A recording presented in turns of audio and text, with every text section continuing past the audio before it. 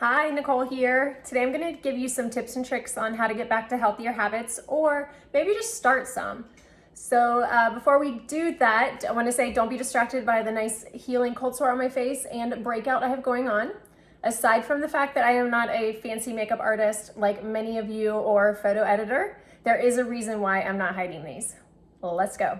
Okay, so before I dive into the specifics on my plan on how to bring back in some healthier habits, little backstory on why I need to do this.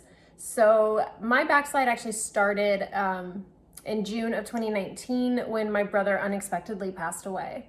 From that point forward through the rest of 2019, I was just focused on surviving day to day, trying to manage the grief as best as possible and not really taking good care of myself. And my thought was when I hit January 2020, I'll refocus and go from there. Well, we all know what happened in 2020, the unprecedented COVID-19. So more grief, more uncertainty, stress, and anxiety kicked in.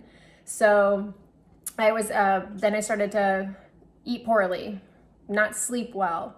It all ties in together. And then I started to pick up some unhealthy habits, again, bringing in food that we typically don't eat and shouldn't be eating regularly, drinking, unfortunately drinking really consistently, sometimes day to day. And I finally realized, a few weeks ago, like I am on a course that I don't want to be on.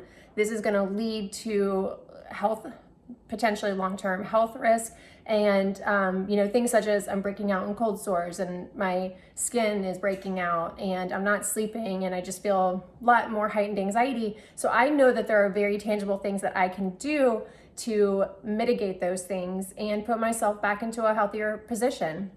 And so I really want to do that now before we go into the new year 2021 with the hope that things will bring back a little bit of sense of normalcy.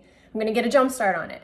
So what I did was focus on really bringing in and thinking about how poorly I'm feeling. I think that's a really critical first step, is you have to realize where you don't want to be. And I did about a week long, just really leaning into not feeling well and, thinking, gosh, this again isn't where I want to be. So after about a week of doing that, then I started to think about the next week. Okay, I didn't make any changes, by the way. Didn't make any changes at all at that point. Was just reflecting. That following week, I started thinking about gosh, how much better could I feel? And when did I last feel well? And what were the things I was doing that was allowing me to feel better about myself? I was, eating healthier foods. I was drinking my water daily. I was limiting or drinking in moderation. And those things I know are tactical things that I own and control. So how can I begin incorporating those back in? And then I developed my action plan.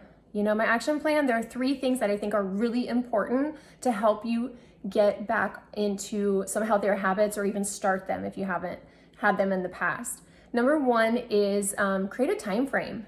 Give yourself, whether it be just a week or whatever time frame, it's really important to define a start date and then an end date. And I firmly believe in doing, nothing that's like a year or months or anything like that, just doing a few weeks, a very short time frame. So for me, it's 6 weeks.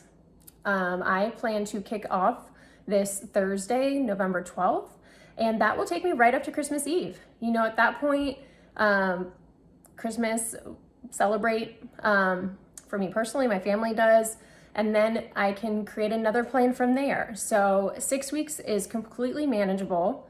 I feel confident in that.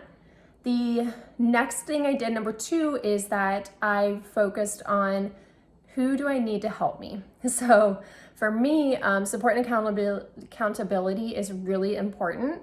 So number 1, I told my husband, because, it's going to change the kind of foods I'm bringing into the house and potentially change, how we're decompressing in the evening. Instead of a glass of wine, I'm going to be looking at different activities, and I just want to make sure he's aware of that. And secondly, I told a coworker, because the strategy there is that I'm going to be answering to that person. We agreed that I would each week tell and share how I was doing. So everything from the meals I'm eating to whether or not getting my water in every day, cutting down on my drinking, and that person will hold me accountable. And I don't want to have to go to that person and tell them that I'm not committing or delivering on what I said I would do.